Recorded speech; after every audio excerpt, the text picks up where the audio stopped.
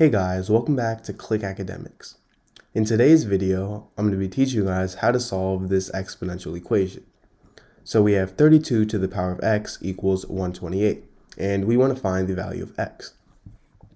So our main objective for this equation is to change it into the form a to the power of x equals a to the power of y.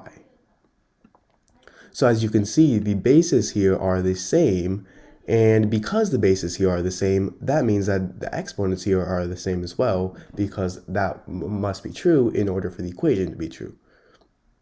So what we need to do is we need to change 32 and 128, our bases, so that they're the same. Well, a common base for these two would be 2, right? Because 32 is 2 to the power of 5. And 128 is 2 to the power of 7.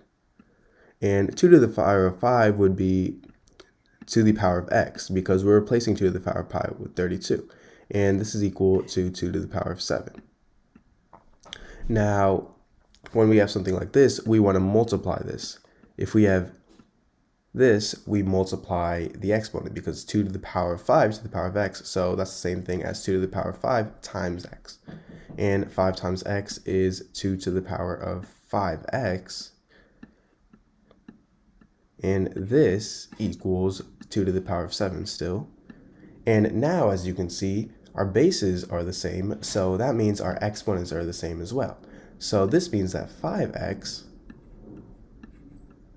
equals 7. Now, if we divide by 5 on both sides,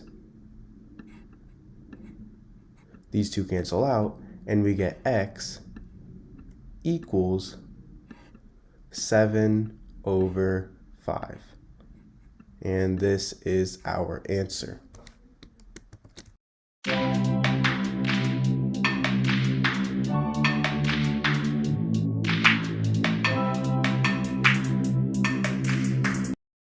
guys, welcome back to Click Academics. In today's video, I'm going to be teaching you guys how to solve this exponential equation. So we have x to the power of 3 minus x squared equals 100.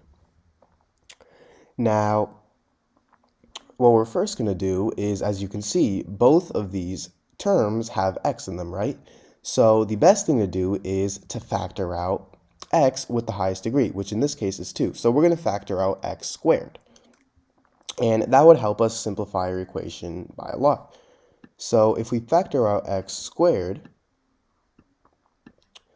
x to the power of 3 divided by x squared, well, that's x to the power of 3 minus 2, which is x, because x to the power of 1 is x, minus x squared divided by x squared is simply 1.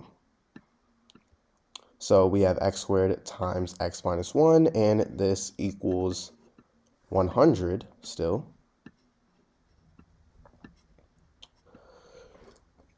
Now what we're going to do is we're going to change 100 into 25 times 4. 100 is equal to 25 times 4. And this is still equal to x squared times x minus 1.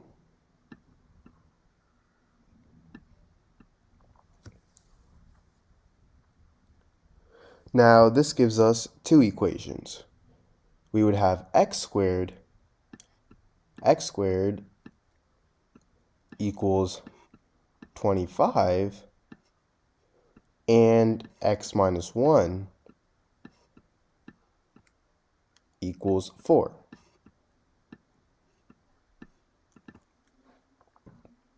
Well, for x squared equals 25, if we do the square root on both sides, we would get, well, the square root of x squared is simply x equals, the square root of 25 is positive or negative 5. So as you can see, this is one solution, and x minus 1 equals 4. Well, we would add 1 on both sides, and if we do that, we get x, these two cancel out, equals 4 plus 1 is 5. However, as you can see, 5 is already one of our solutions. So this is just unnecessary. We already have this as a solution. So we have x equals 5 and negative 5. Now, why don't we plug these two into our equation and see if they are right? Let's first start with 5. So we would have 5 to the power of 3 minus 5 squared equals 100. Now, this would equal, well, 5 to the power of 3 is 125, and minus 5 squared is 25, and 125 minus 25 is 100. So 100 equals 100, and this is right, so 5 is a solution. Now, why don't we plug in negative 5? Plugging in negative 5, we would get negative 5 in parentheses to the power of 3 minus negative 5 to the power of 2 equals 100. Now, negative 5 to the power of 3, well, a negative to the power of an odd number is still going to be negative. And 5 to the power of 3 is 125. So this would be negative 125 minus negative 5 squared is 25. And negative 125 minus 25, well, that's negative 150. And that is not equal to 100, so this is rejected. And 5 is our only correct answer.